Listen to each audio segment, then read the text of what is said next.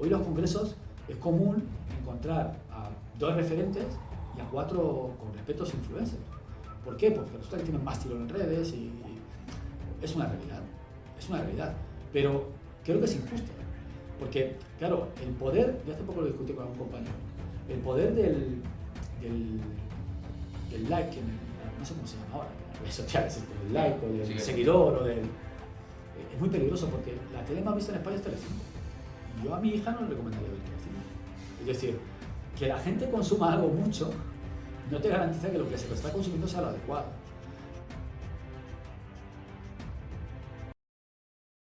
Muy buenas a todos, bienvenidos a un nuevo capítulo de Aria Fitness Podcast. Tenemos con nosotros a Juan Ramón. Juan Ramón, un placer. Gracias por abrirnos las puertas de tu casa, permitirnos grabar aquí la entrevista. Estamos en la Universidad Alfonso X el Sabio. Y nada, Juan Ramón, la primera pregunta, bueno, primero de todo agradecerte. Pero la primera pregunta, nos vamos ya directos a la entrevista. ¿Por qué decidiste dedicarte al mundo del entrenamiento? Pues muchas veces lo cuento. Yo tenía como 14 años, estaba terminando el GB y en los últimos años tuve un profesor de educación física que me decía que el ejercicio era la forma de hacer más feliz a la gente y que tuviese salud. Y la verdad es que era un profesor que le apasionaba lo que hacía. Y a mí me llamó mucho la atención. La verdad es que fue un referente para mí en ese sentido. Y fue yo creo cuando tomé la decisión de que quería creer eso. Quería creer que el ejercicio físico era la forma de hacer feliz a la gente y hacer que tuviese más salud. Y decidí que quería estudiar educación física. Tenía que empezar a pensar en cosas. Yo en eso sí que fui muy precoz. Me gustaba el ejercicio físico. Y puedo decir que fue a los 14 años. Y siempre digo que ahora que tengo ya 50, no solo me lo creo, sino que sé que es verdad. Es decir, creo que tenemos la herramienta que puede ayudar más a la gente a ser más feliz y tener más salud. Y la herramienta es el ejercicio físico. Tenemos que manejarla bien, ser responsables con ella, pero después de tantos años, eh, creo que he confirmado aquella idea que me transmitía ese profesor. Yo recuerdo perfectamente cuándo y cómo decidí que lo que quería estudiar educación física. Fue ahí, fue terminando ya la EGB con ese profesor que me animó. Qué bueno. Y la segunda pregunta que te queríamos hacer, que es bastante interesante, es ¿en qué momento pasas de ser solo entrenador a decidir formar a otros entrenadores? Es decir, venga, creo que es el momento de toda mi experiencia, conocimientos que tengo, voy a dárselo a otros futuros entrenadores. A mí me parece una pregunta muy interesante porque hoy mucha gente, no es una crítica, quiero que se entienda como un análisis de la realidad que puede estar confundido, pero es el que yo hago, ¿no? Hoy mucha gente quiere ser formador. Todo el mundo quiere situarse en una palestra y disertar y decir a los demás cómo tienen que hacer las cosas. Para mí nunca ha sido un objetivo. Yo nunca he querido ser formador de nada. A mí me gusta entrenar. De hecho, llevo 32 años en esta profesión y los 32 años he sido entrenador, que es para lo que estudié y lo que me gusta. Y también recuerdo perfectamente el momento en el que probé el dar una primera charla. Recuerdo que con los profesores de mi facultad, uno de ellos en concreto, me decía que entendía muy bien las cosas, que las veía con una perspectiva distinta, que podría ayudar a explicar las cosas a mis compañeros. Y se montaron como unas jornadas de formación y demás, ¿no? Algunos compañeros recordarán esto, ¿no? Esto fue pues sobre finales del 90, una cosa así. Y bueno, me plantearon una conferencia que además tiene que ver con el entrenamiento de la fuerza, con lo que entendíamos entonces que era el entrenamiento de la fuerza. Y, y me puse delante de la gente, me la preparé y bueno, pues me gustó y también al parecer el feedback que obtuve, sobre todo de algunos profesores que yo he respetado mucho y respeto y admiraba mucho y admiro, me decían bueno, que yo comunicaba bien ese aspecto. Y bueno, ahí lo dejé. Es decir, como que fue el primer contacto que tuve con esa relación, pero no buscaba ser docente.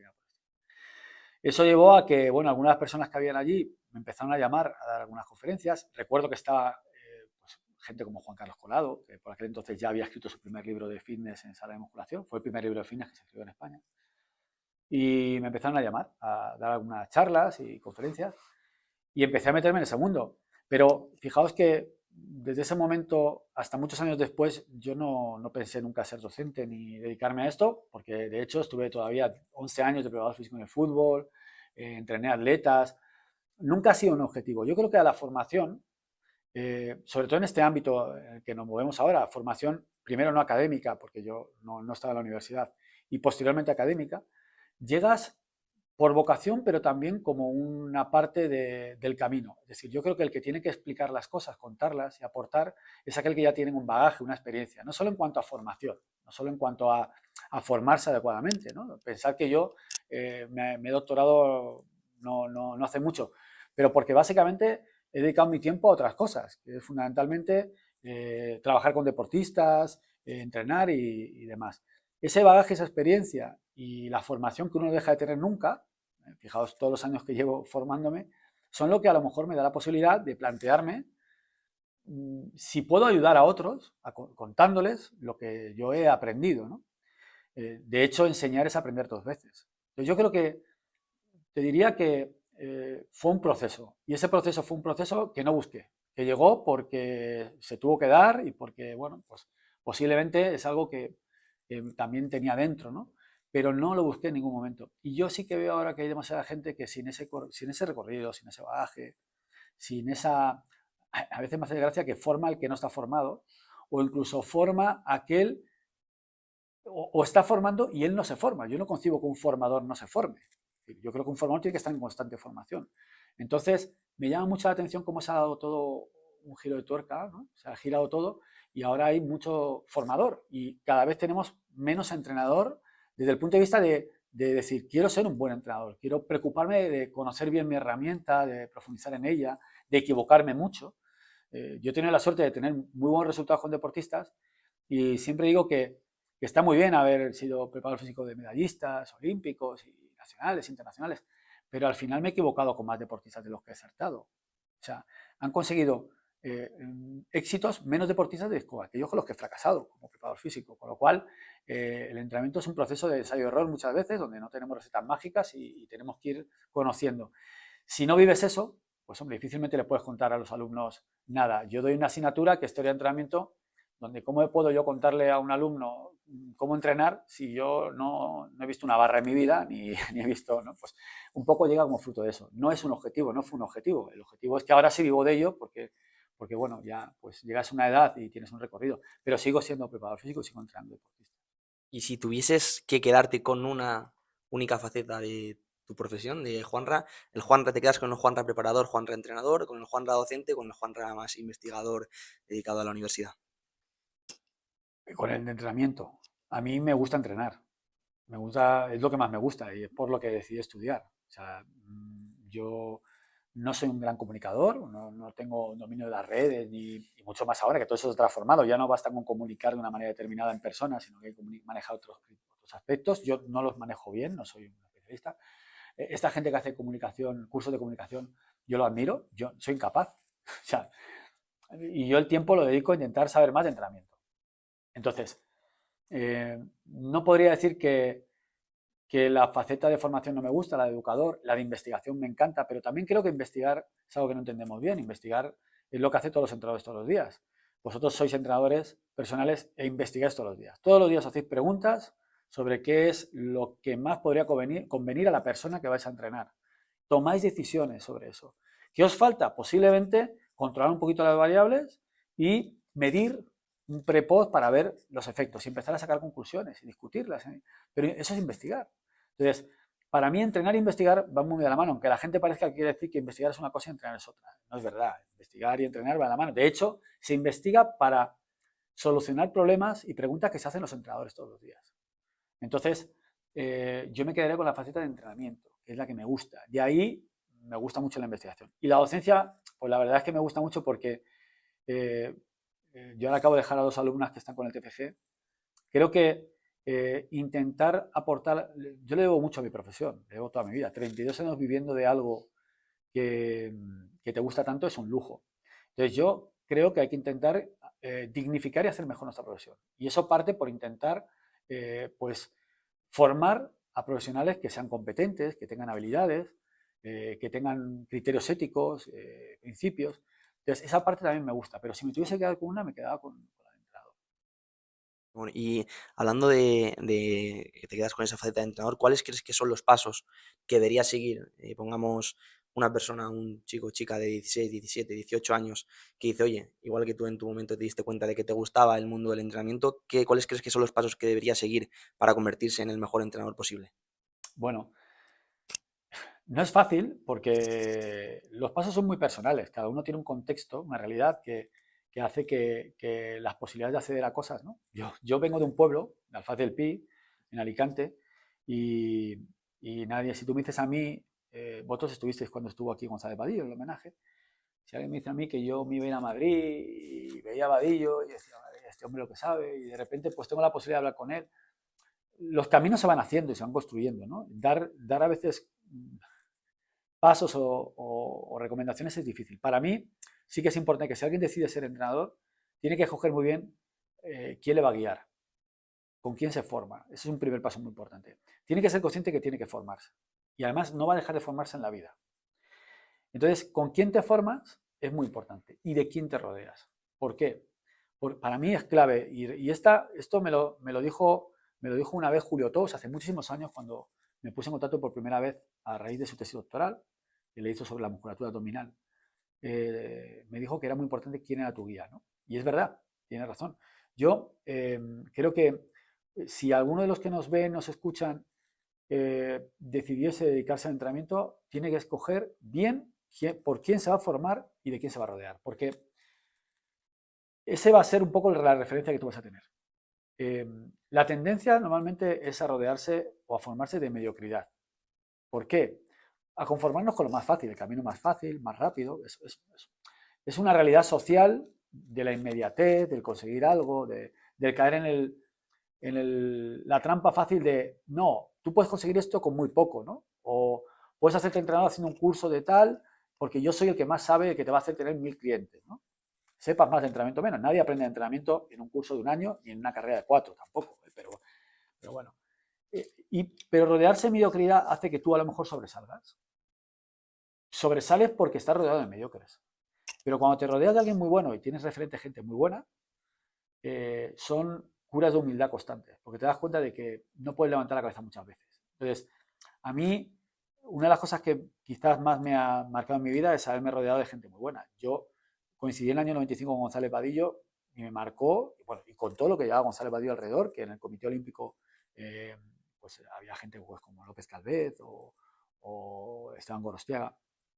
Me marcó mucho porque veía gente que tenía un nivel impresionante y yo entonces estaba trabajando con atletas de alto nivel y entrenadores olímpicos y yo veía que ese entrenador tenía un buen atleta, pero no era por lo mucho que sabía, sino porque tenía la suerte de tener un buen material. Coincidí con gente muy buena y luego me rodeé de gente que nos alimentábamos mutuamente, discutíamos, cuando no entendíamos algo dábamos vueltas, como por ejemplo Felipe Isidro. Es decir, pues llevamos veintitantos o 30 años juntos, recorriendo el mundo intentando, fíjate que lo que hacemos simplemente es discutir y plantear y hacernos preguntas. Y para mí ese proceso de escoger bien tus guías y tus compañeros de camino es un elemento fundamental, porque eso te va a marcar en un futuro. O sea, va a marcar claramente. Luego, pues harás cursos que te gusten más, otros que te gusten menos, de los que aprendas más, de los que aprendas menos, pero es un camino y una trayectoria. Y si uno entiende que siempre tiene que estar aprendiendo, que se va a equivocar más veces de las que va a acertar y que esto es un proceso en el que de verdad tenemos mucho que hacer todavía, mucho. Para mí, el elemento fundamental sobre el que me preguntas sería ese, escoger quién quieres que te guíe o con quiénes, en este caso no basta una persona, sino y quién quieres que te acompañe. Sí, sobre todo tener como un guía y el entorno que te rodea, Eso ¿no? es. Eso aparte en podcast que hemos grabado anteriormente, lo hemos comentado además, que es algo, o sea, como súper importante. Ese entorno que tengas, sin duda alguna, te va a marcar de aquí en adelante. Totalmente. La siguiente pregunta que te queremos hacer es, ¿crees que la universidad es necesaria para ser un buen profesional? Y si crees que es suficiente solo con la carrera universitaria. Bueno, hemos hablado fuera de cámaras de alguna cosa de estas, sobre todo con toda la controversia que hay ahora. Uno de los problemas que tengo y lo que quiero también que me digáis es que si en algún momento digo alguna cosa pues fuera de contexto, tengo tendencia a ser muy vehemente en lo que digo, muy claro, pero bueno. últimamente con los años intento hacer cierto acto de contención, ¿no? De contención. Hay una campaña muy agresiva ahora contra las universidades, ¿no? Esto no es nuevo, lo que ocurre es que ahora han descubierto que es un elemento de marketing muy importante, ¿no? No muy diferente de lo que hace una secta, básicamente, pero bueno, es una campaña de marketing más y es muy fácil caer en ella, ¿no? ¿Hay que ser crítico con la universidad? Sí, hay que ser crítico con la universidad. La universidad, en estas campañas, donde, bueno, la gente escucha lo que quiere oír, ¿no? ¿Hay que ser crítico con la universidad? Evidentemente, hay que serlo. ¿Por qué? Pues porque probablemente las universidades pues, tienen que mejorar muchas cosas, sobre todo en nuestro grado, para intentar aportar las máximas competencias y habilidades y conocimientos en lo que nos ocupa, que es el ejercicio físico y el saber de ejercicio. Eso es lo que pone nuestro título. Nuestro título no pone que somos expertos en otra cosa que no sea actividad física y deporte. Esa crítica hay que hacerla conociendo realmente el grado, ¿no? Esta crítica no la puede hacer alguien que ha entrado en un grado y se ha ido porque no es capaz de terminarlo. Ni la puede hacer alguien que no conoce lo que es un grado, ni la puede hacer alguien que ha tenido una mala experiencia siquiera con un grado. Es decir, porque evidentemente hay grados que son muy buenos y grados que son menos buenos. Y eso pasa con todas las facultades del mundo, sea de medicina o de derecho. No es lo mismo Oxford que la otra universidad. Bueno, esto es una realidad, ¿no?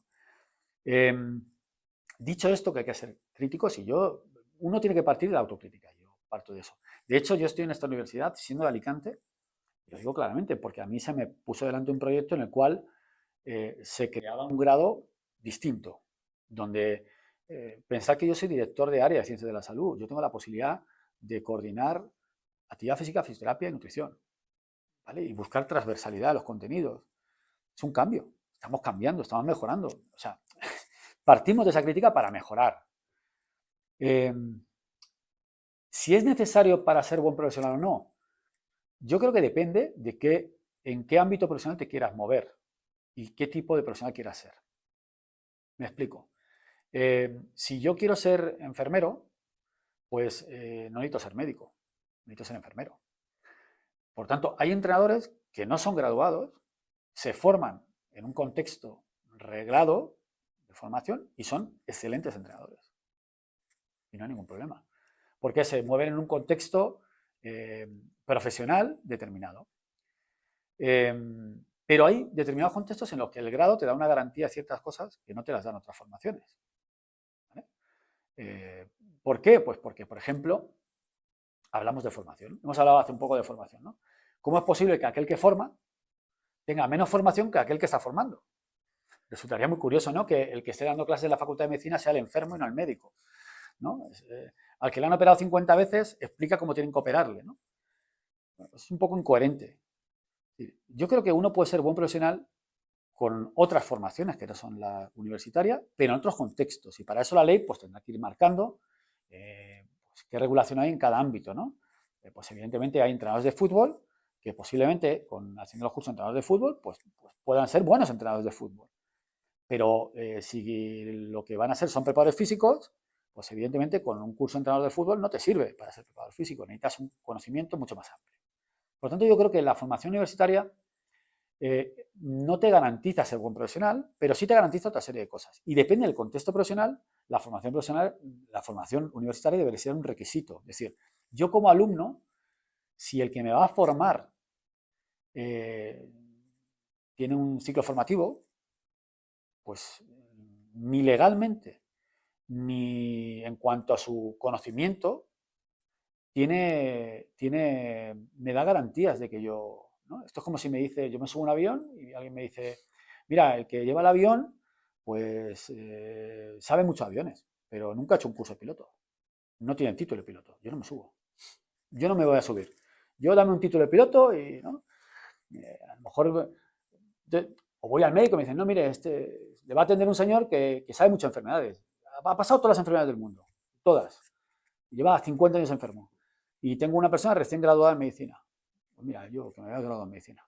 Entonces, yo creo que hay que contextualizarlo todo. No se trata de atacar a los que no tienen un título universitario y pensar que la universidad es la única vía. Hay otras, la formación profesional, hay muchas vías. Pero también es verdad que la gente se coge a la experiencia, ¿no? No, la experiencia, yo tengo mucha experiencia. La experiencia sin conocimiento no sirve para nada. Tú puedes estar 30 años haciendo algo y estar haciéndolo mal. Alguien tiene que evaluar que lo que tú estás haciendo esos 30 años es correcto. Entonces, claro, imagínate que alguien va a formar a otros, y yo lo veo mucho en redes ahora, ¿no? No, porque hay estudios que dicen que no sé qué. Si tú no has hecho una carrera universitaria y no has hecho metodología de investigación, ni sabes sobre diseño de un estudio, ni has hecho siquiera un TFG, entonces, ¿cómo sabes leer ese estudio y ser crítico con el estudio? Saber si el estudio realmente tiene una calidad metodológica que hace que tú puedas sacar una determinada información, o ni siquiera sabes qué grado de evidencia, ¿no? A veces dice, hay evidencia, pero ¿qué grado de evidencia? ¿Qué nivel de evidencia? Distintos niveles de evidencia. Esto solo lo garantiza cuando alguien tiene una trayectoria en ese ámbito. Es decir, yo he hecho el doctorado. ¿Por qué he hecho doctorado? Pues alguien puede decir, ¿para qué? Pues el doctorado solo te sirve para ser profesor universitario. Pero yo, por ejemplo, que hice medicina clínica, yo aprendí en medicina clínica cosas que yo no aprendí en el grado de actividad física o que no aprendí en el doctorado. Y en el doctorado he aprendido cosas que no he aprendido en la medicina. Y te puedes situar en otros ámbitos. Para mí, por ejemplo, el ámbito de la docencia exigiría tener una formación académica superior. En otros contextos, depende. Ahora, yo creo que el ser humano tiene que aspirar a lo máximo que pueda tener, ¿no? Porque creo que si uno tiene posibilidades, hacerlo. ¿Que eso es garantía de algo?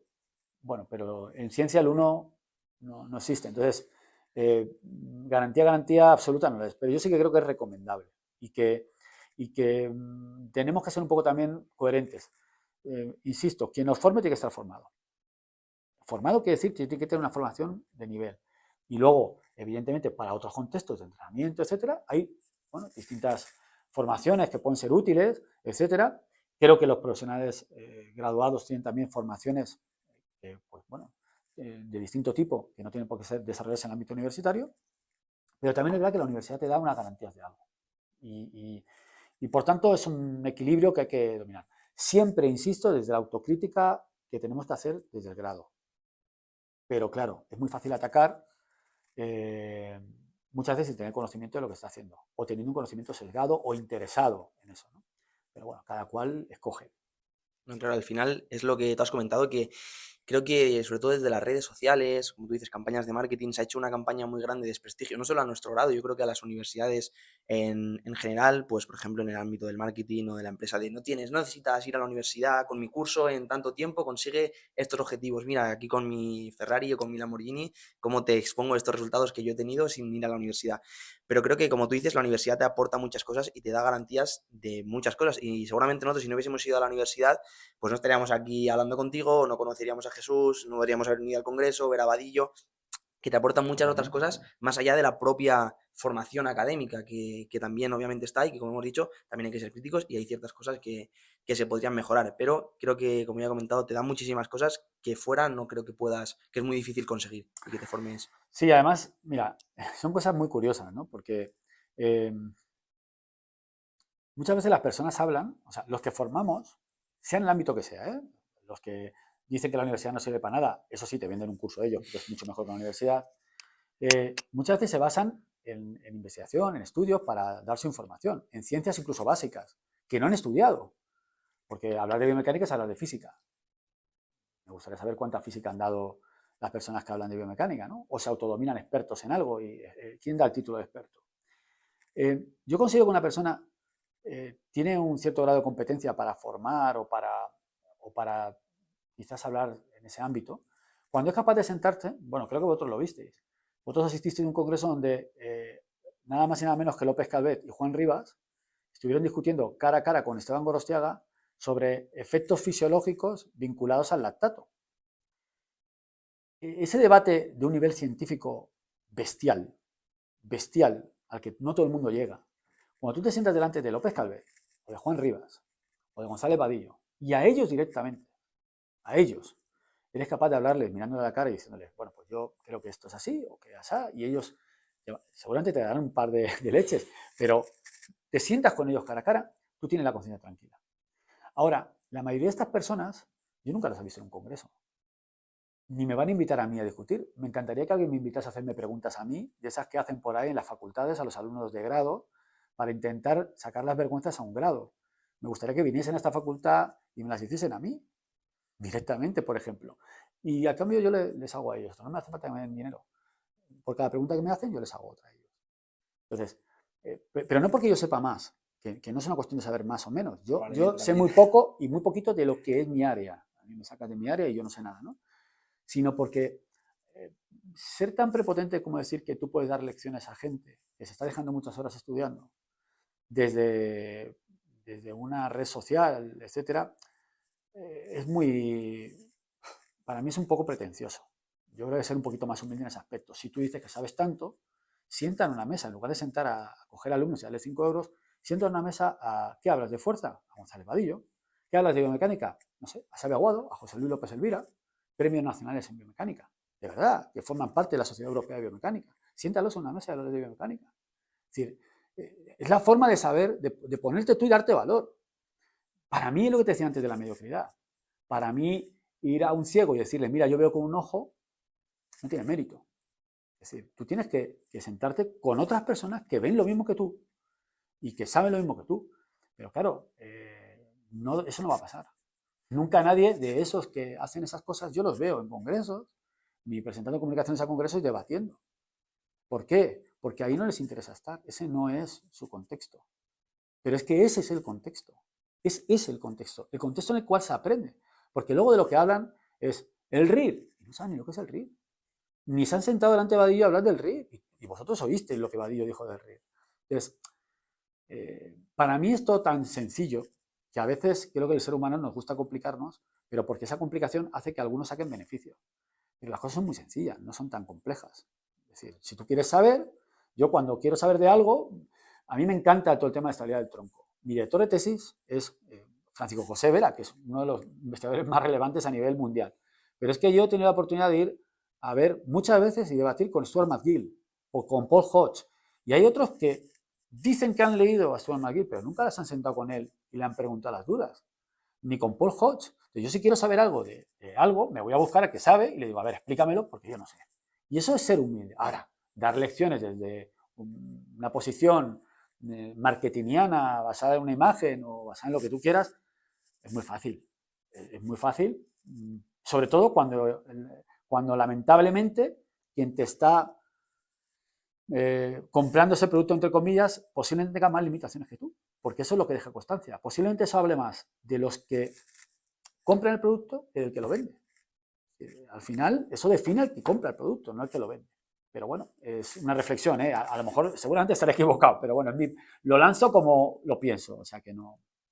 No, sí, al final es lo que hablamos también un poquito fuera de cámaras, que estos contextos, lo que tú dices, este tipo de contextos, este tipo de congresos, simposios y demás, te dan cosas que en otros contextos, o sea, que en otros lugares no te las van a dar. Es decir, la propia universidad, Alfonso X el Sabio, el simposio de fuerza cuando se organiza en el INEF, todo eso te da cosas y conocer a personas y poder hablar directamente o preguntar directamente a personas que saben, no es por tirar un número, pero probablemente 10, 15, 20, 50 veces más que estas personas que venden sus formaciones. Y lo hacen desde la humildad y te responden desde la humildad de una persona que sabe mucho, pero que quiere ayudarte realmente. Sí, así es. Y además, lamentablemente, es injusto porque muchas de esas personas que tú dices, que es verdad que van a ser impuestos de fuerza, que van a tal, que investigan, nosotros no ganamos ni un euro por investigar, sacan menos rentabilidad, dedican mucho tiempo a explicar a los demás pues lo que van descubriendo, lo que pueden aportar, y otros que lo único que hacen es muchas veces vender lo que esa persona ha descubierto y venderla mal, porque no pervierten su mensaje, porque no dicen realmente lo que está diciendo, sacan mucha más rentabilidad económica. Eso convierte este mundo en un mundo injusto desde el punto de vista también del equilibrio social, económico, de reconocimiento. Hoy en los congresos es común encontrar a 2 referentes y a 4 con respetos influencers. ¿Por qué? Pues porque resulta que tienen más tirón en redes y es una realidad, es una realidad. Pero creo que es injusta. Porque, claro, el poder, yo hace poco lo discutí con un compañero, el poder del like no sé cómo se llama ahora, en las redes sociales, esto del like o del seguidor o del... Es muy peligroso porque la tele más vista en España es Telecinco. Y yo a mi hija no le recomendaría ver Telecinco. Es decir, que la gente consuma algo mucho no te garantiza que lo que se está consumiendo sea lo adecuado.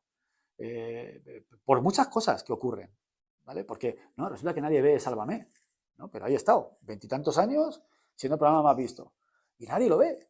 Entonces tenemos esa hipocresía, ¿no? Entonces yo creo que no, que hay que quitar un poco la atención en eso, ¿no? Porque posiblemente, pues la visibilidad que tiene González Padillo o Esteban Gorostiaga, López Calvedo, quien sea, en redes sea muy baja o ninguna, porque no tiene tiempo, ni conoce ese medio, ni se va a gastar el tiempo, como digo yo, no sé de redes sociales, pero porque no tengo tiempo, ni es algo que me atraiga excesivamente, me ha pillado un poco ya también con una edad más avanzada, ¿no?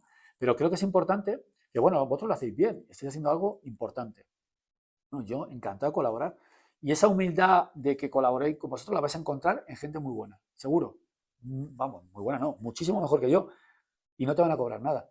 Sin embargo, otras personas sacan una rentabilidad increíble de algo que ni siquiera ellos se pueden atribuir. Es lo que han hecho otros. Es un poco injusto desde mi punto de vista.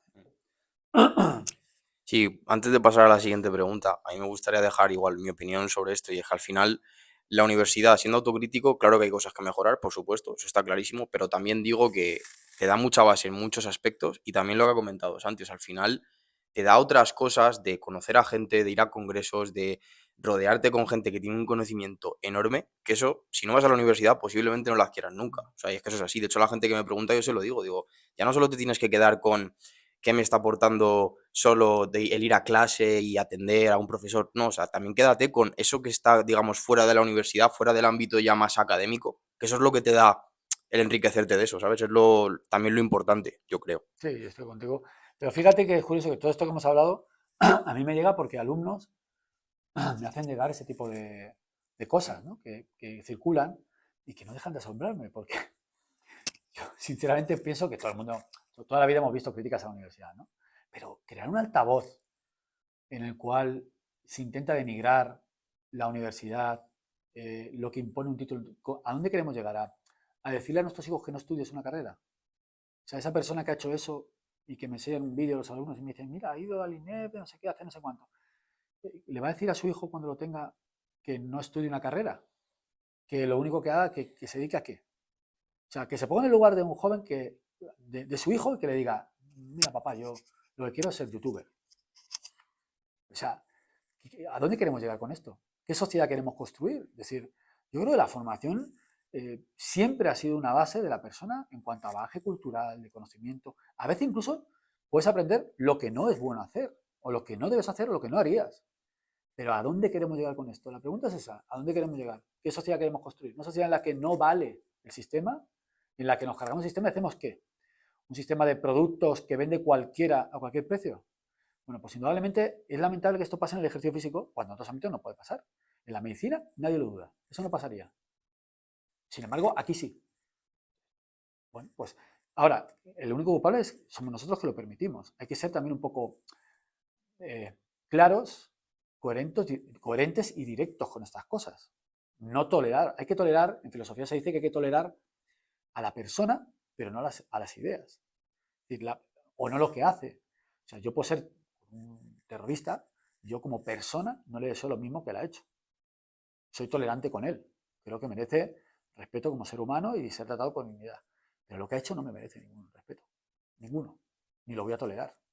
Entonces, pienso que con esto hay que hacer lo mismo. Yo con la persona que hace eso, tengo el máximo respeto, se gana la vida y hace lo que quiera. Pero no me parece tolerable lo que hace, ni merece mi respeto, ni desde luego me voy a callar ante una situación así. Pero bueno, cada uno hace lo que cree que tiene que hacer. También yo creo, a ver, ¿tú qué opinas, Juanra? Que vivimos todo este tema de las redes sociales y demás, estamos en un mundo como que se premia mucho la inmediatez. Si puedo ser entrenador ya, o sea, puedo dedicarme al entrenamiento ya. Yo, chaval, tengo 18 años, me prometen que en un año y medio con este curso, o en un año, o en 6 meses con este curso voy a poder ser entrenador. Pues muchas veces, gracias a todo esto de las redes sociales, tenemos por esa parte de la inmediatez, de quererlo todo para ayer, sumado a un exceso, que es por lo que va la siguiente pregunta, de información. O sea, creo que tenemos muchísima información con todas las redes sociales. ¿Cómo aconsejarías tú a una persona, a un chaval de 18, 19, 20 años, un chaval joven que nos está escuchando, cómo le aconsejarías de quién tomar esa información? Ese referente que le estamos hablando antes, ¿quién quieres que debe ser ese referente para esas personas? Sí. O sea, un poco cómo filtrar esa información, que hay un gran exceso hoy en día. Sí. me parece muy importante la pregunta. Pero yo partiría de una cosa que animaría también desde aquí a todo el mundo. Mira, tú tienes mucha razón, hay mucha inmediatez, ¿no? Yo lo veo en mis alumnos. De repente les das una serie de artículos muy buenos o ven una serie de cosas muy buenas. Y, ¡ah, qué bien! Y lo guardan para luego. Entonces, de repente, el para luego nunca, ¿no? Porque tienes ahí una serie de archivos guardados que nunca vuelves a mirar porque, ¿no? Yo creo que hay que pararse. Y hay que pararse y ver las cosas despacio y no tener la prisa. Yo veo a la gente publicando artículos cada día en redes. Un nuevo estudio que se... No me da tiempo a leer un estudio en 2 horas. Yo tengo que sentarme, analizarlo. Hay mucha inmediatez para todo. Yo creo que tener un poquito más de paciencia y mirarlo todo con perspectiva. Cuando... antes el problema era la información. Cuando yo empecé a estudiar no había información. Pensar que yo cuando empezaba, estaba en el mundo del atletismo, nos dedicábamos a copiar los entrenamientos que hacían los grandes campeones. Entonces, básicamente, yo he llegado a estar en una Copa Europa de atletismo, siendo el más joven. Algunos entrenadores muy conocidos españoles me mandaron a fotocopiar los entrenamientos de los entrenadores rusos, que por aquel entonces ganaban medallas. Entonces, un poco, no había artículos ni papers que uno podía hacer dándole un clic. Era fotocopiar libros, artículos, ver si el entrenamiento no sé qué. Hoy el problema no es ese. El problema le das un clic y tienes lo que tú quieras, ¿no? Y muchas cosas, ¿no? Y además muy masticadas. Puedes ver desde un vídeo en YouTube de 1 minuto de cómo entrenar la fuerza, que dices, bueno, 1 minuto, me tiro yo 1 año en la facultad y no sé si soy capaz de explicarlo, y tienes blogs que te explican todo, hay de todo, ¿no? Yo pienso que es un poco volver a lo que decía al principio, ¿no? Primero, ¿quién te está contando eso? ¿Quién te lo cuenta? ¿Te lo cuenta alguien que está muy cachas y que tiene un bíceps enorme y es lo que tú quieres? ¿Vale? Eso garantiza que él lo ha conseguido y eso lo vas a conseguir tú. Pues entonces ya vas mal. Si alguien te hace pensar que eso que tiene lo puedes conseguir tú haciendo lo mismo que él, huye. ¿Quién te lo cuenta? Te lo cuenta alguien que vende muy bien, es muy gracioso, que es capaz de montar vídeos haciendo muchas animaciones y siendo muy gracioso y utilizando un lenguaje muy coloquial. Pues está muy bien, pero eso me sirve para pasar un rato viendo algo. Podría ver eso o una serie de Netflix. ¿Quién te lo cuenta? Esa es la primera pregunta. ¿Te lo cuenta alguien que tiene trayectoria profesional, que ha entrenado deportistas, que puede haber conseguido más o menos resultados, que además tiene formación y que además tiene, por ejemplo, la trayectoria investigadora? Pues ya me paro un poco, porque me lo está contando alguien, sea en el formato que sea un paper o sea un blog. Pues yo soy defensor de que el paper al final es un lenguaje complejo para el entrenador. No puedes pasarte la vida leyendo paper. Alguien tiene que... Eso en medicina está muy claro, ¿no? Porque hay sinopsis de sinopsis, resúmenes de tal, guías clínicas. No, aquí no, aquí o te lees el paper o te lees un blog o un no sé qué. Y ese blog no sé qué lo escribe cualquiera, ¿no? Como libros. Hace poco discutí con un compañero. Un libro, la evidencia. El libro no es evidencia. Libros tiene el Zapataki, libros de ejercicio físico, con todo respeto para el Zapataki. O Thor puede escribir un libro de ejercicio físico, perfectamente. Entonces, ¿quién te lo cuenta? Para mí es muy importante. Y que tú sepas que el que te lo esté contando en el formato que sea un blog, sea un vídeo, tenga algo que me garantice que lo que me está contando tiene un mínimo de solvencia. Por lo tanto, el quién me parece importante. Luego, el qué me cuenta también es importante. Y me diréis, ¿y el cómo? No, claro, el cómo también, pero el qué es muy importante porque al final no es lo mismo que yo te cuente una experiencia mía. El valor de la evidencia de una experiencia de un profesional es muy bajo, a que te cuente algo basado en evidencia, en un grado de evidencia determinado, en un conocimiento determinado. Sobre eso también hay limitaciones, pero se exponen, ¿no? Personas que no afirmen con demasiada rotundidad, pero que sí que sean claros el mensaje. Bueno, el qué te va a contar es importante, ¿no? Que esté soportado por evidencias, que no sea solo algo que te dice y ya está, ¿no? O que te cuente y ya está, Y luego, evidentemente, el cómo, ¿no? Yo pienso que ahí tenemos un gap que no hemos sabido entender bien y que tenemos que trabajar en él, que es que entre el paper y la realidad hay una distancia y la tenemos que cubrir. Tenemos que formar a los jóvenes y en eso estamos también en esta universidad. Nosotros en nuestra universidad estamos trabajando ahora en eso, en informar a gente que cubra, vosotros lo estáis haciendo con esto, cubrís un campo entre la investigación, la ciencia, el paper y la comunicación al entrenador. Al entrenador al final, o sea, un médico, para que se entienda, no puede leerse todos los estudios que confirman que la utilización de paracetamol de más de 1 gramo o más de 4 gramos al día, en dosis de más de 1 gramo cada 6-8 horas, puede ser hepatotóxico. No se va a leer todos los estudios, pero sí se va a leer una serie de guías clínicas en las cuales aportan una evidencia con un grado determinado de recomendación, derivado de unos estudios que están referenciados, y le va a dar el resumen y la recomendación.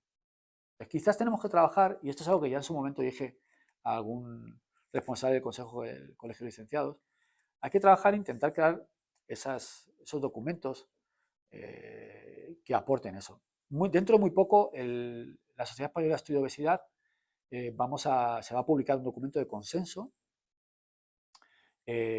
Bueno, perdón, sí, es un documento de consenso, en el cual lo que hemos hecho es juntarnos una serie de profesionales, Felipe Isidro, Javier Butragueño, Pedro J. Benito, varios profesionales, y hemos intentado desarrollar una especie de guía para la prescripción de ejercicio físico en obesidad. Una guía clara en la forma de un documento que sea claro, concreto, preciso y útil sobre todo para el entrenador.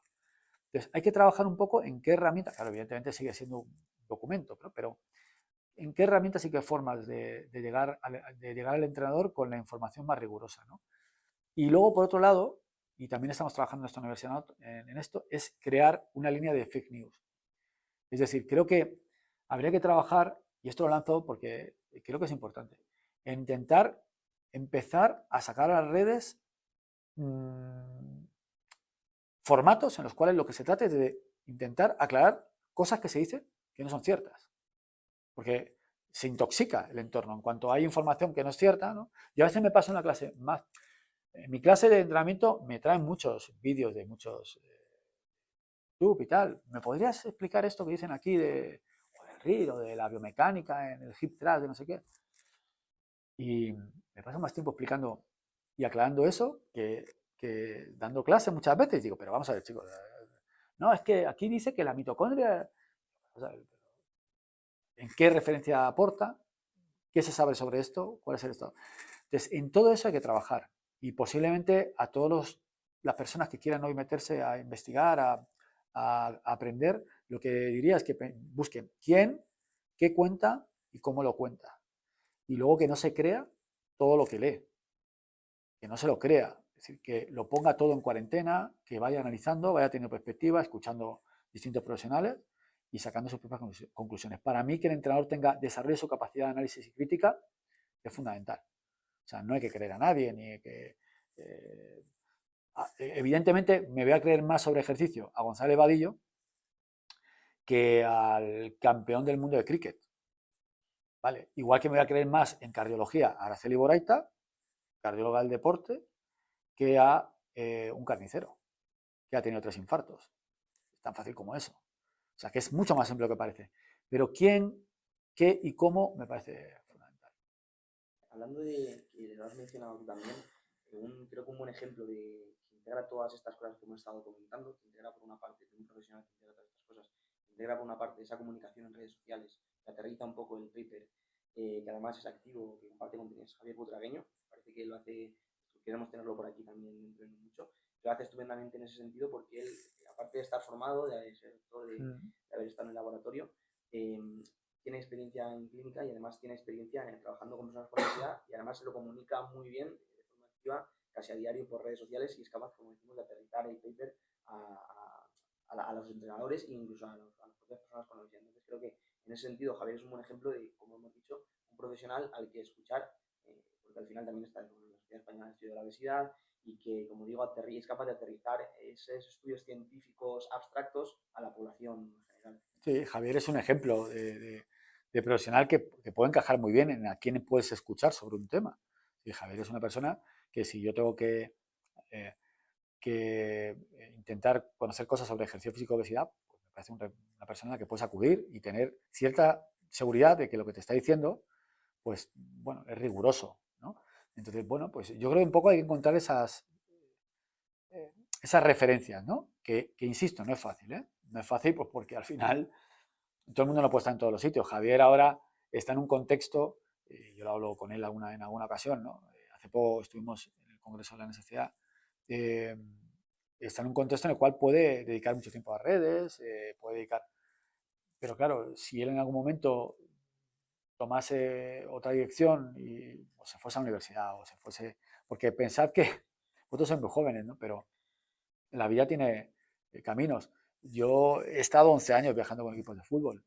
Ahora he tenido una oferta de algún equipo de fútbol y yo no me lo planteo, porque de repente con mi edad, tener que viajar fin de semana sí, fin de semana no, tener una dedicación, es viable. Ahora, ¿es una experiencia que me hizo aprender? Sí. Eh, sí que cada edad, vosotros ahora sois entrenadores personales, os apasiona lo que hacéis, pero cuando tengáis 50 años, si pensáis en vosotros como entrenadores personales, habréis evolucionado algo en ese ámbito.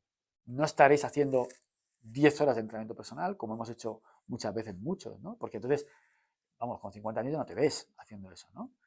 Entonces, creo que todo tiene su proceso.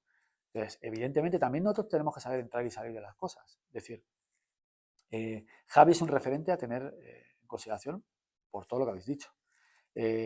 Javi tiene ese tiempo, ¿no? Pero hay muchas personas que en muchos ámbitos, ya no digo la obesidad, pero en muchas otras cosas, la gente no los conoce porque no están.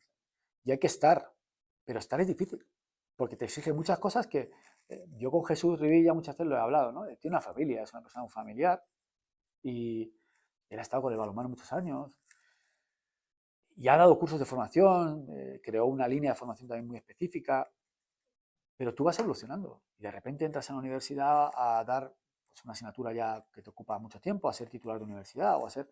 Y de repente tu vida gira en torno a otra cosa, ¿no? Y la diriges a otra cosa. Entonces, claro, de repente a lo mejor Jesús ya no está en el contexto que estaba antes.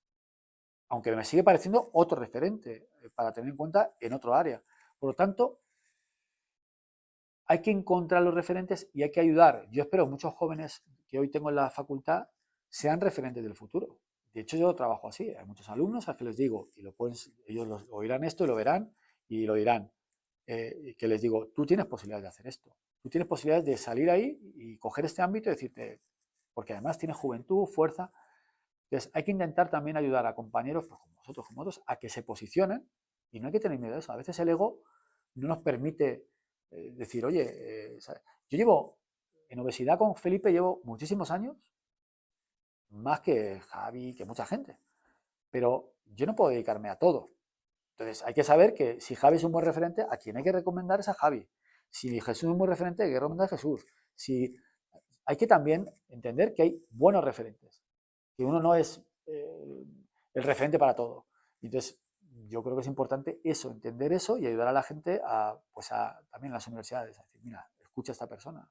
Vosotros lo habéis hecho desde aquí y yo creo que hay que hacerlo. Hay muchísimos referentes en muchos ámbitos que la gente debe escuchar y a lo mejor no son los que más se ven, lamentablemente.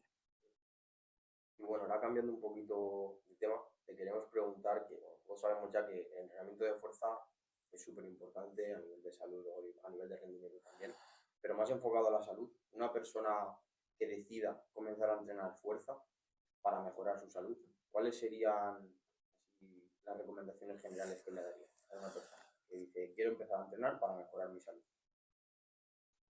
Mira, sobre el entrenamiento de la fuerza hay tantas cosas que cambiar que lamentablemente no sé si lo vamos a ver, yo por lo menos lo voy a ver. Alguna vez, y además lo discutía con Felipe, con Javi, ¿no? Porque son discusiones que a veces tenemos en el seno del asedo y tal. El mensaje de hay que aumentar la masa muscular, ¿no? Es un mensaje además que también está en la ciencia, ¿no? Parece que la masa muscular es la clave del entrenamiento para la salud en el ámbito de la fuerza. Es un error que hemos cometido todos. Y yo me ha costado mucho entenderlo, ¿no? Pero para mí quizás el primer paso es hacer entender a la población que más músculo no es el objetivo. Si lo que quieres es salud, no quiere decir que porque tengas más músculo estés más enfermo, ¿no? Simplemente es que no es el objetivo. Os voy a poner un ejemplo muy claro que se lo escuché a un gran investigador.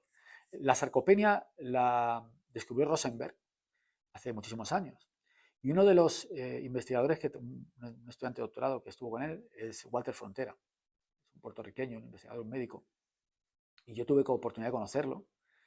Y le escuché decir una cosa una vez que me llamó mucho la atención, ¿no? Porque él piensa que él ha estado con Rosenberg en el tema. De hecho, Walter es uno de los referentes internacionales en sarcopenia. Y el otro está aquí en España, Krujentov. Es muy curioso. La persona que más sabe de sarcopenia posiblemente en el mundo está aquí, en el Ramón y Cajal. Y seguramente nadie ha ido a verlo.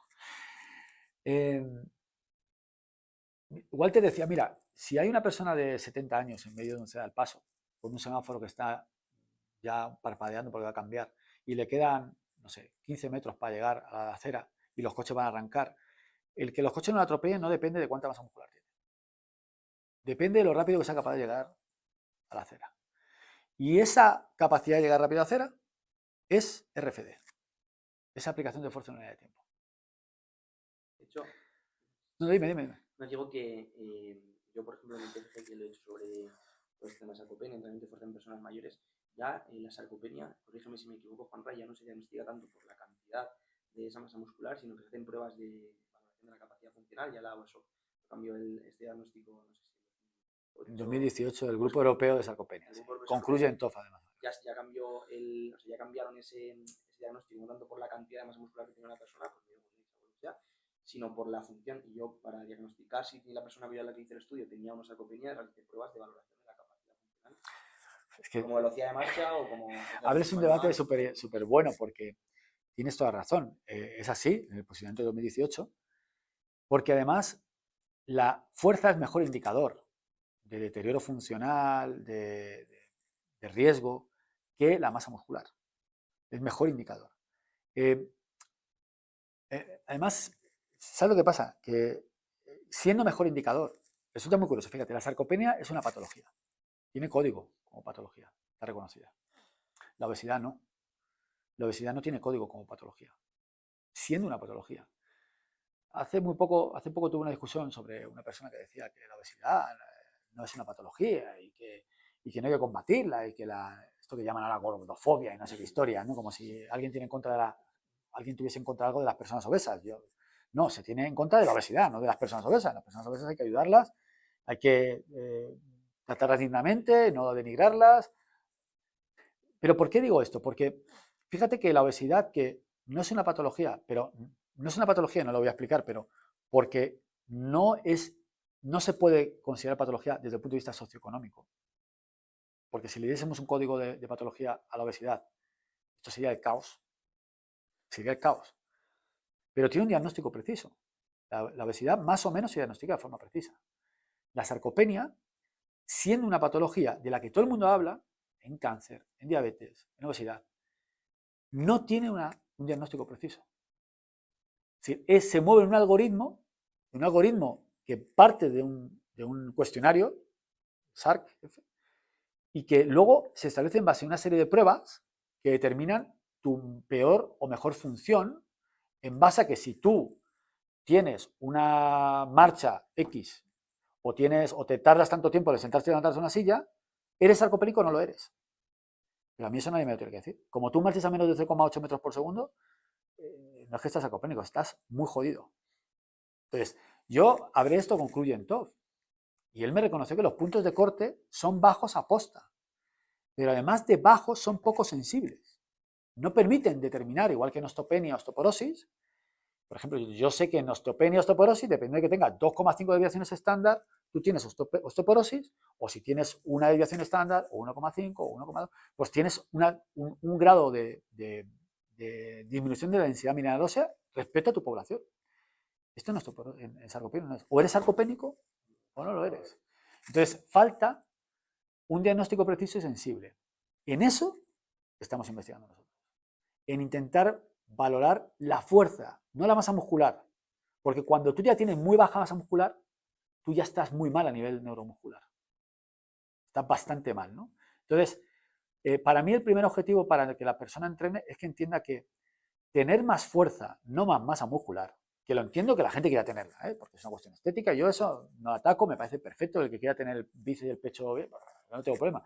Yo con 25 también quería tener el pecho extraordinario, con 50 quiero pagar la hipoteca y que no me dura nada. Entonces los objetivos cambian con la vida. Tienen que entender que entrenar la fuerza es lo que les salva. Y para entrenar la fuerza no necesitas sufrir. Sufrir, hemos hecho pensar a la gente que como la masa muscular es tan importante, hay que sufrir y llegar a fallo. Y hay que... Sufrir es una opción. Si te gusta sufrir, sufre.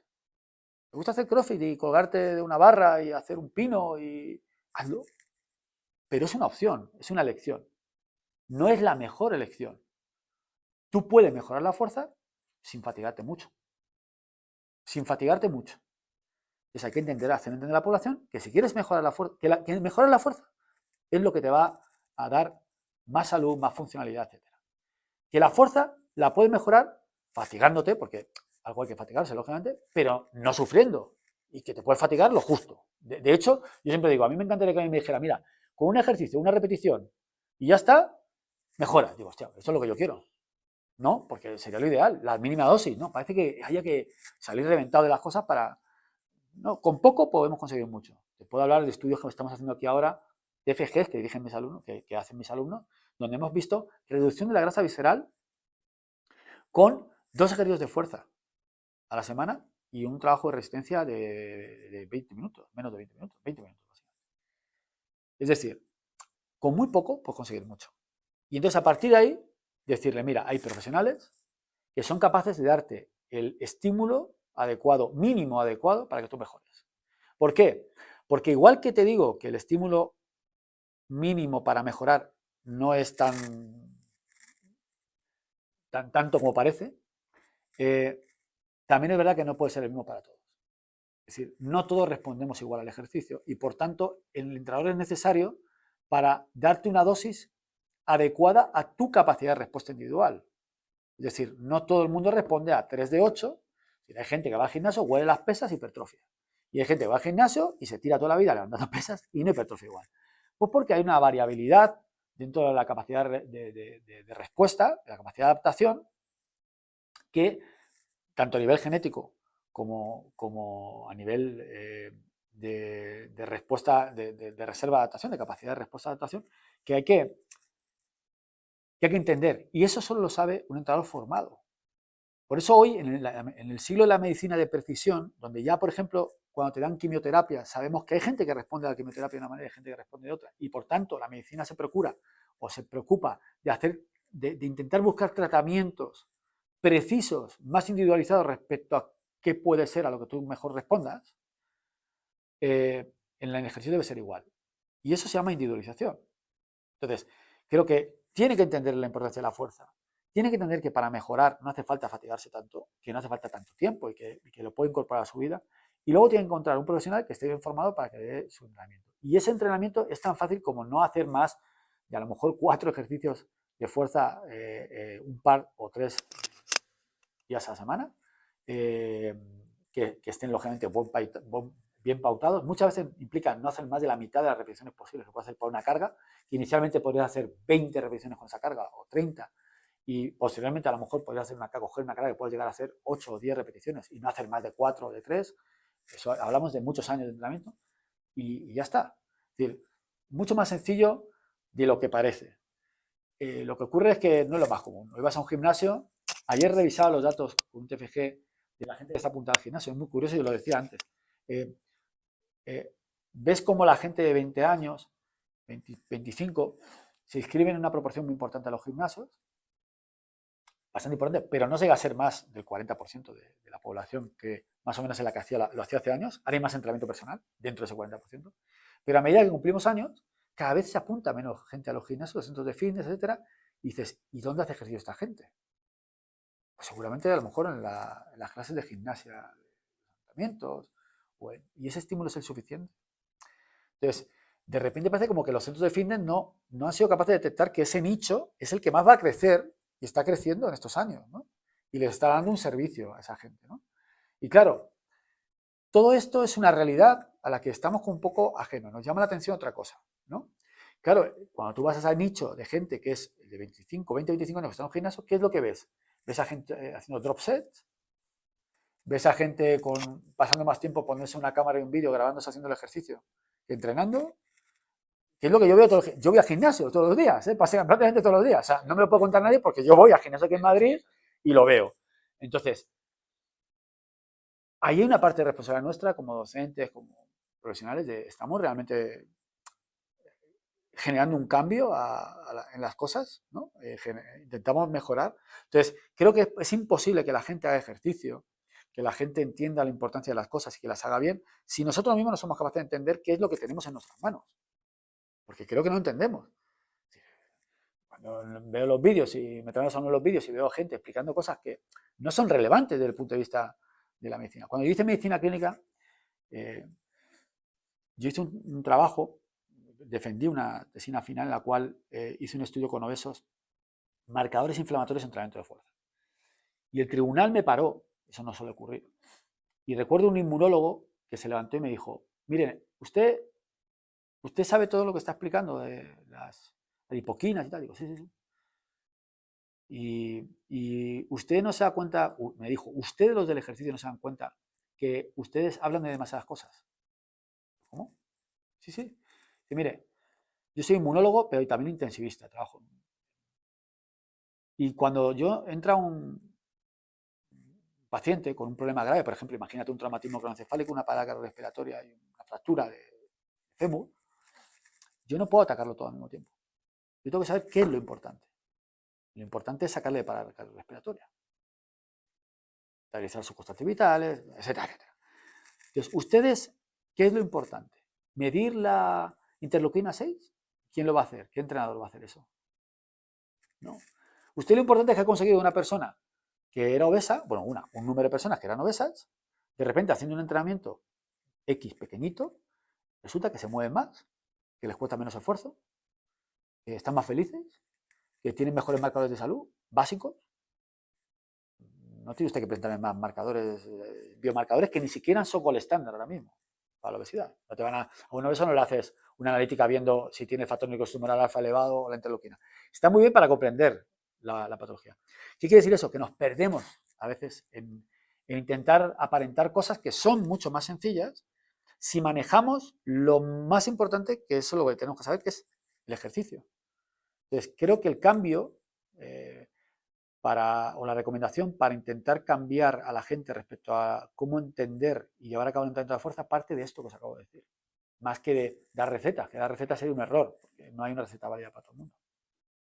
Claro, al final yo creo que, volviendo a lo que estábamos comentando antes, el sector del fitness, y tú que llevas muchos más años también lo sabrás, creo que viene un poco de esa parte del no pain, no gain, de que sufrir, y que realmente yo personalmente con mi abuela, que es con la persona con la que he hecho el TFG, lo he visto, que haciendo muy poco, pero muy, o sea, de verdad, muy poco, ha mejorado muchísimo, ha aumentado su velocidad de marcha, ha mejorado su equilibrio, muchísimo, ya no anda mucho más rápido, ha mejorado en un periodo de 12 semanas, que no hay que hacer, como tú dices, no hay que hacer locura, no hay que hacer barbaridades, que con una dosis muy pequeña, y sobre todo gente también que viene de no hacer prácticamente nada, con nada que hagan, van a mejorar mucho, y dando esa dosis precisa y efectiva es más que suficiente. Totalmente, es así.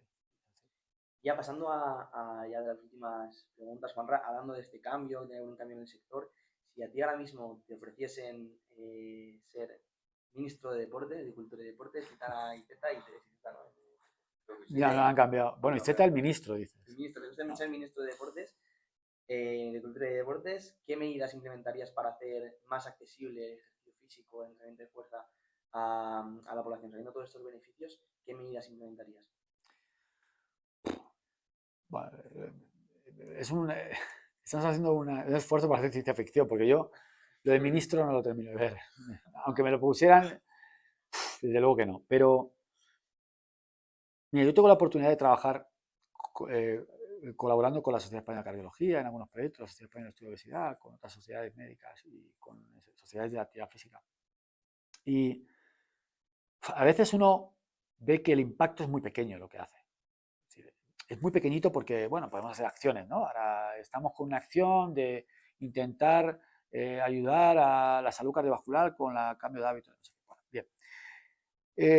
Si yo fuese ministro, yo creo que un ministro legisla. Yo creo que hay que cambiar la legislación. Y me explico por qué. La salud es uno de los principales derechos del ser humano. El derecho a una salud pública universal en nuestro país, gracias a Dios, la tenemos.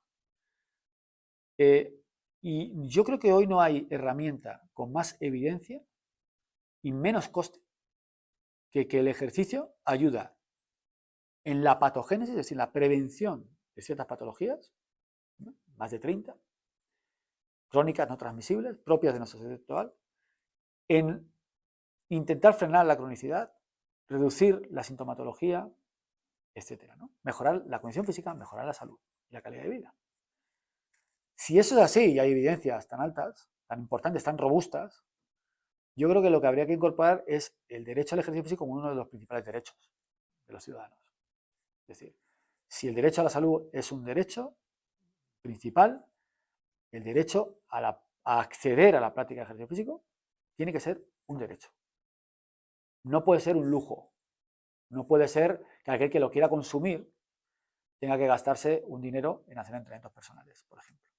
Sin atacar al sector de entrenamiento personal, ¿eh? Porque esto es como todo. Tú puedes ir a un médico de atención primaria y luego tienes, si va, puedes ir a un especialista. Hay muchas. Pero creo que es importante porque día a día, en todos los centros de salud de este país, y yo lo digo con mucho conocimiento de este tema, los médicos recomiendan como primera pauta terapéutica en la mayoría de patologías que la gente cambie su estilo de vida y haga ejercicio. Pero a tu abuela, a mi madre, a mi tía, a mi tío, a mi suegra, cuando el médico le dice que usted ejercicio físico, ¿a dónde van? ¿Dónde está la farmacia? El box de CrossFit, la gimnasia de mantenimiento del ayuntamiento, que me hace mucha gracia lo del mantenimiento, ¿no? Porque si tú vas para mantenerte, no vayas. Es decir, estás mal y quieres mantenerte. El gimnasio del polideportivo, el gimnasio, busca un entrenador personal. Entonces, no hay farmacias de ejercicio físico, no hay la posibilidad de que el ciudadano acuda a obtener un recurso con un coste mínimo. No digo coste cero,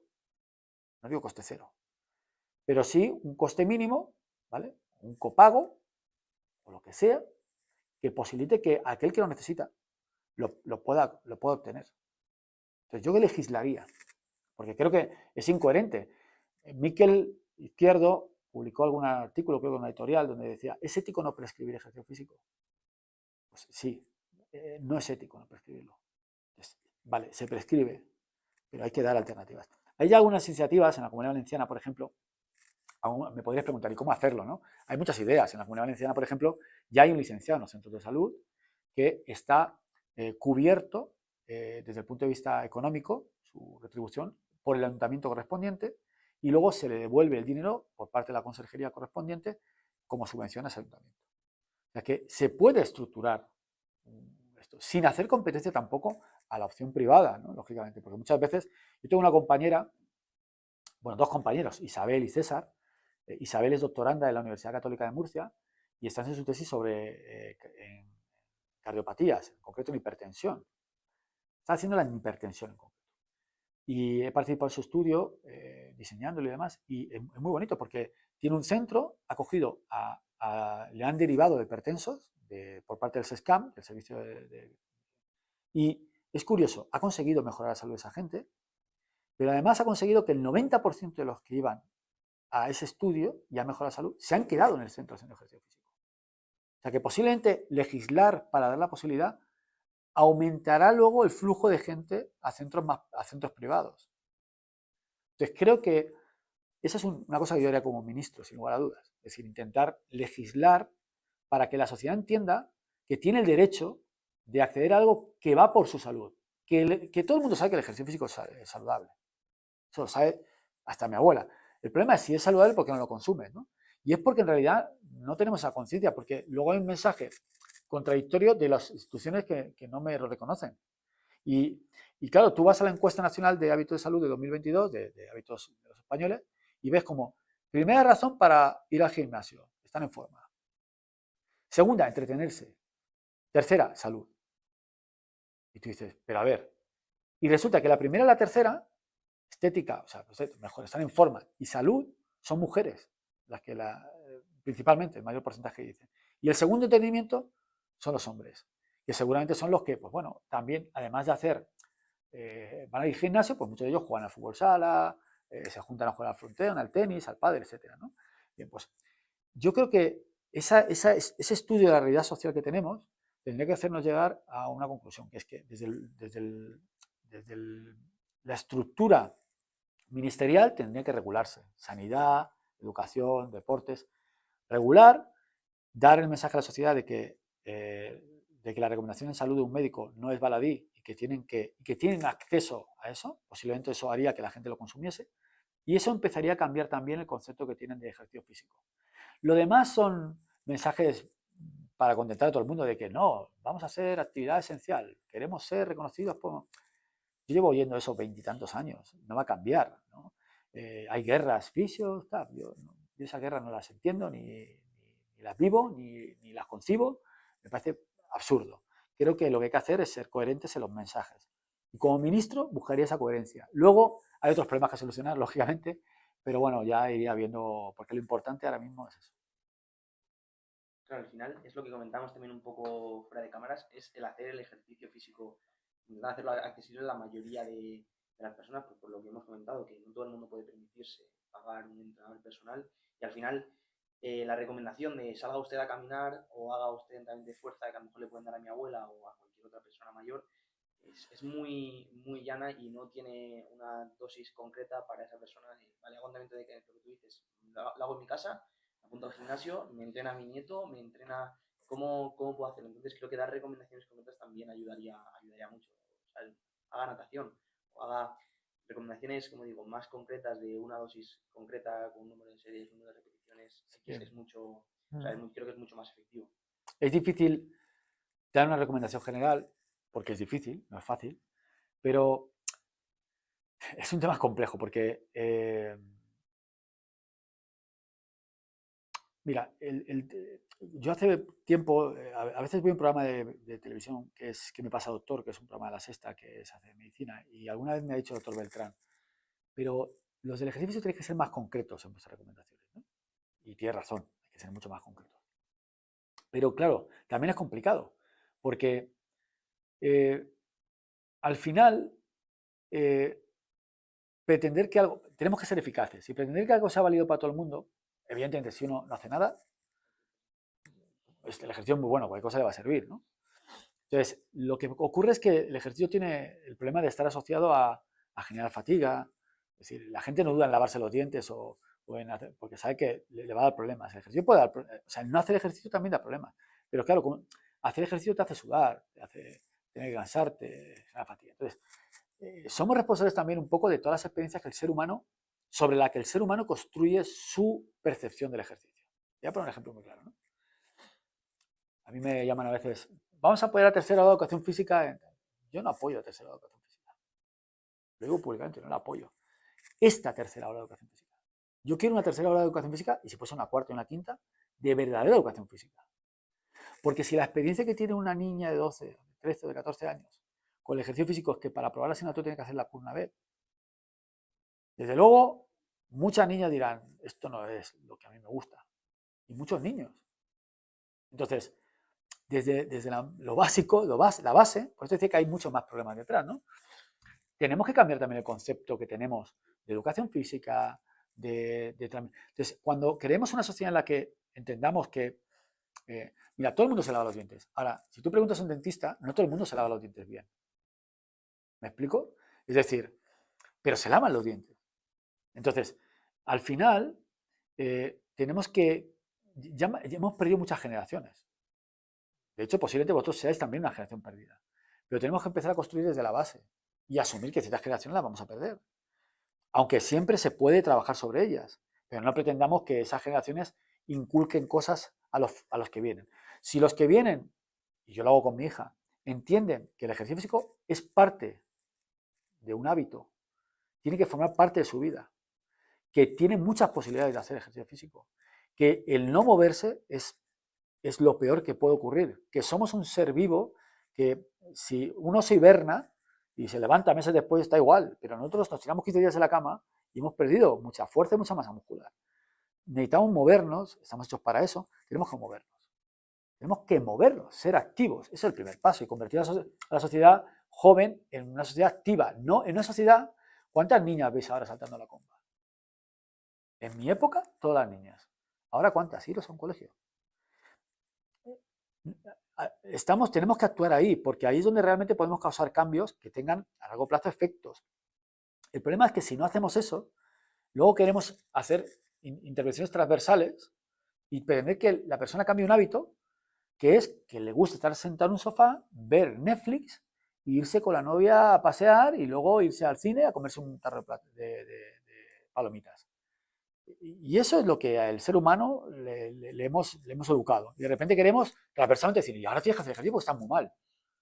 Oiga, usted tiene que entender que antes tenía que incorporar eso como un hábito en su vida, como lavarse los dientes. Lo tiene usted que incorporar. Y ahí hay que entrar también en el sistema educativo y crear transformaciones desde ahí, desde intentar cambiar cosas, ¿no?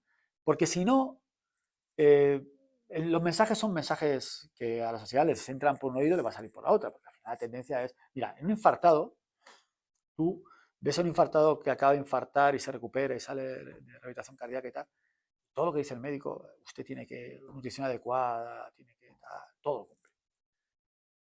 Pasan 6 meses, pasa un año, y la tendencia es volver a donde iba. Cuesta, ¿por qué? Pues porque tú tienes unos hábitos ya instaurados, es decir, ¿qué voy a cambiar ya yo con 50 años? No puedo cambiar lo mismo que mi hija con 3. Mi hija con 3 ha cambiado 3 veces de casa. Se adapta perfectamente. A mí cada vez que me cambio de casa me cuesta un mundo. Entonces, la transformación viene desde mucho antes, ¿no? Y de eso tenemos que ser conscientes también nosotros, de que no podemos buscar siempre intervenir con... el ejercicio es muy bueno, sí, sí, está clarísimo. El ejercicio es buenísimo, ¿no? Pero fíjate, y te voy a dar por un ejemplo la contradicción. Habría que decir a la sociedad que se mueva todo lo que pueda. Bueno, pues siempre llega el entrenador americano y los españoles que se lo compran que dicen, no, no. Primero muévase bien y luego muévase mucho. Pero si te está diciendo el médico que se mueva porque si no se mueve enferma, y vas tú y le dices que no se mueva si no se mueve bien. ¿Pero qué estamos haciendo? ¿Me explico? Usted muévase todo lo que pueda y lo mejor que sepa y venga a que yo le ayude a que se mueva cada vez mejor, ¿no? Pues el primer mensaje básico sería, usted muévase. Usted muévase. Usted haga cosas, suba escaleras, baje, vaya a la compra tal, muévase, sea activo. A partir de ahí, usted necesita una dosis mínima de ejercicio. Una pastilla que tiene que venir a ella 2 veces a la semana. Yo se la doy. ¿Vale? Voy a intentar que tenga buen sabor, voy a intentar que sea la dosis mínima, pero yo no puedo decir a la gente, no, si no te mueves bien, no te muevas. Porque entonces estoy siendo incoherente con lo que le está diciendo otro que manda más que yo, que lleva una bata blanca. Entonces, no sé si a veces somos conscientes nosotros mismos de que nos encantan los eslogans, los tal, para transmitir mensajes que no tienen casi nulo efecto. Mira, la obesidad en los últimos 30-35 años se ha incrementado de manera exponencial. En sociedades como la nuestra, que tenemos una dieta mediterránea, y tú te preguntas, ¿qué ha cambiado en 30 años? ¿Y quién es responsable de ese cambio? Porque en 30 años un gen no cambia. No sé si es que había un cambio genético de tal dimensión que de repente hay más obesidad. No, lo que cambia es que nuestros hábitos han cambiado. Y tú me dices, no, si la gente hace más deporte que nunca, hay más ejercicio que nunca. No, eso no son los datos. ¿Hay más entrenamiento personal que nunca? Sí, sí. Pero no hay más gente que haga deporte que nunca. ¿Y quién es el responsable? Porque tú me podrás decir también, es que se come peor. Ya, pero yo no soy nutricionista. Ese problema lo tiene que solucionar el nutricionista. Yo soy, mi área es el ejercicio físico. Entonces, ¿por qué la gente es menos activa?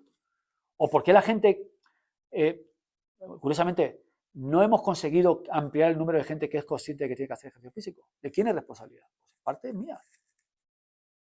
En parte es mía, no es de nadie más. Que sí, que tengo 20 estudios más, 20.000 estudios más que dicen que es muy bueno. Pero, ¿y cómo entonces si tengo tanta evidencia? No. O sea, no entiendo cómo no soy capaz de impactar en la sociedad. Algo está fallando, ¿no? Pues posiblemente esté fallando todo. Desde la base, lo que estemos haciendo con la base, hasta lo que hacemos después. ¿Qué modelos le doy yo a la persona que está en un centro de salud diciendo, haga usted ejercicio? ¿Qué modelos le doy? O la lucha es incluir al profesional o el gimnasio dentro de los centros de salud. Eso no va a pasar. Es insostenible a nivel sanitario. Entonces, ¿qué alternativas creo?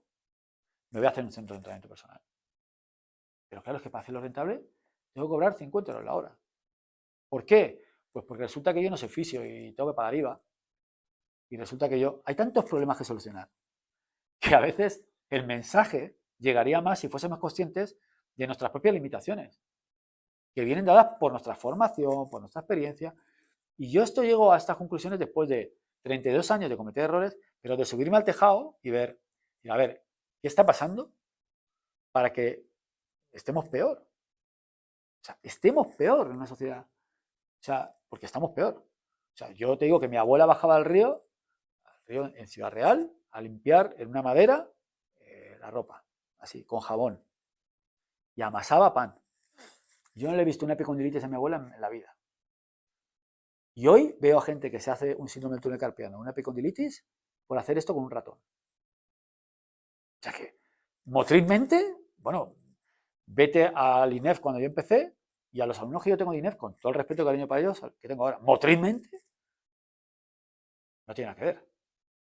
¿Cuántos niños, yo lo pregunto en clase, ¿cuántos han subido un árbol? ¿Cuántos habéis subido a un árbol vosotros? Yo cuando era muy pequeño, sí, pero muy pequeño. Pero preguntarlo ahora. Ninguno. Entonces, tú al final ves que hay carencias que se han dado. Cuando yo salía del colegio íbamos a un sitio a jugar al fútbol, en la calle, con 2 piedras de portería. Todos los días. Acabamos sudando, íbamos a comer y luego nos íbamos al colegio otra vez. Donde hoy jugamos al fútbol, que era la calle, cuando venía un coche quitamos las piedras, y luego seguíamos jugando, hoy hay una pista múltiple que no utiliza nadie, nada más que los que van ahí a fumar y a beberse una cerveza. Podemos, si queréis, entrar en múltiples análisis, pero esta es una realidad. Es decir, no es algo que yo me invente o que yo tenga, no, es una realidad. Entonces, claro, ante eso tú puedes pensar que hay que lanzar mensajes, hay que intentar que la gente entienda que tiene que hacer 5 series de 2 repeticiones. Es que yo creo que el problema es mucho más profundo de todo eso. Porque si todo se solucionase diciéndole a la gente, oye, mira, haz 5 de 6 y con 2 minutos de descanso, pero es que no vamos a llegar a eso. Porque además estaríamos engañando también. No es útil para todo el mundo, ni sirve para todo el mundo. Yo creo que hay que hacer una transformación desde formar, educar, crear una base. O sea, no podemos, somos una sociedad que cuesta que entienda que, mira, la Sociedad Española de Cardiología ha hecho un estudio publicado hace 2 años, haciendo una proyección de las cifras de obesidad en España a 2030. Si cogéis el estudio publicado en la revista de la Sociedad Española de Cardiología, veis que si la tendencia de crecimiento de la obesidad sigue, el sistema sanitario quiebra. Por comorbilidades, por costes sanitarios, etc. Que para poder estabilizarlo y porque la cosa un poco vaya bien, tenemos que estabilizarlo con las cifras de 2018 hacia atrás. Entonces tú ves estos datos económicos y socioeconómicos, etcétera, y no hay nadie que... Sí que hay. Felipe Isidro, yo, nos hemos sentado muchas veces con mucha gente a hablar de esto, políticos, y ¿sabes lo que te dicen? Y oye, ahora vienen elecciones, que ellos están ahí para 4 años y que esto no es un rendimiento que se observe en 4 años, esto lleva tiempo. Y me hace mucha gracia la Agenda 2030, ¿no? Nos preocupa mucho el medio ambiente, yo estoy de acuerdo, pero ¿y la persona que vive en ese ambiente? ¿No hay una Agenda 2030 sobre eso? Porque haría falta, ¿eh? Así que también lo apuntaría como algo que haría yo si fuese ministro. Preocuparnos también de las personas que van a ocupar. Fijaos que los que van a... Yo ahora el viernes voy a Sevilla a una graduación de alumnos de máster, de mis queridos amigos ahí, del CEU San Pablo, de SIDE, y me decían, das un discurso y tal, y mi discurso va a ir un poco en esa línea, ¿no? En hacer entender que esos que hoy salís graduados, sois los agentes que podéis causar cambios. Yo ya no voy a causar ningún cambio. Sois vosotros los que podéis hacer cambios. Y esa responsabilidad, es decir, yo puedo cambiar cosas, es una responsabilidad muy importante. Entonces, los entrenadores de hoy, los que están formando hoy, sois los que vais a tener a esos chicos a los que podéis influirles en cambiar la vida, igual que a mí me la cambió mi profesor de educación física en el colegio. ¿Cuántos profesores de educación física hoy cambian la vida de alumnos en un colegio? Pues no lo sé. No lo sé. Pero eso también es una cosa para reflexionar. Así que, bueno, a lo mejor es demasiado filosófico, pero es lo que pienso. Es así. No, sí, es que es la realidad, yo creo, que al final hay mucho más allá, no es solo simplemente con 3 series de 10 repeticiones. Por así de fácil, ojalá, Sí. pero no, o sea, al final es un problema de base, creo yo. Y también yo creo que es lo que tú dices, un cambio, se necesita un cambio mucho más profundo. Y como tú dices, yo por poner otro ejemplo, mi abuela tiene 93 años, mi otra abuela ya está divinamente. Ya nunca ha hecho ejercicio físico, entrenamiento de fuerza, pero ya hasta hace 4 años se iba al campo, hasta los 86 más o menos, se iba ahí al campo, hacía tareas que hoy en día se las planteas posiblemente a un niño o un chaval de 15 y 16 años y no podían hacerlas. Porque ha estado toda su vida, ha sido una persona activa. Entonces creo que, como tú dices, el cambio empieza más por esa parte que por intentar instaurar políticas que, como tú dices, tienen poco impacto real en la sociedad. Así es. Así que nada, con este mensaje nos despedimos, casi 1 hora y media de entrevista. Juanra, te avisamos de que es la más larga que hemos hecho. Así que... ¿Sabes lo que pasa? Que luego me criticarán porque casi siempre dicen que no cumplo con los tiempos, que yo lo estoy haciendo últimamente un montón en las conferencias. Pero bueno, yo he intentado ser lo más natural Al revés, y Al por revés, nosotros nosotros nos quedaríamos aquí muchísimo más tiempo hablando. os lo agradezco mucho. Os agradezco mucho que hayáis pensado en mí y que hayamos tenido esta conversación, que es grato, porque al final ya digo que sois vosotros, que tenéis además alcance en los medios y que espero que tengáis mucho más, los que podéis cambiar cosas. Realmente yo aquí puedo actuar sobre los 90 o 100 alumnos que tengo en tercero o en cuarto, pero los que sois agentes de cambio sois vosotros, esos 100 alumnos, pues sois algunos que entendéis las cosas de otra manera, ¿no? Los que podéis cambiar. Así que os agradezco mucho que me hayáis escuchado, me hayáis brindado la oportunidad de contar mis cosas. A lo mejor luego escucho esto y muchas cosas de las que he dicho, no sé si las repetiría otra vez o no, pero las he dicho como las pensaba. O sea que os lo agradezco mucho. Nada, Juanra, gracias a ti.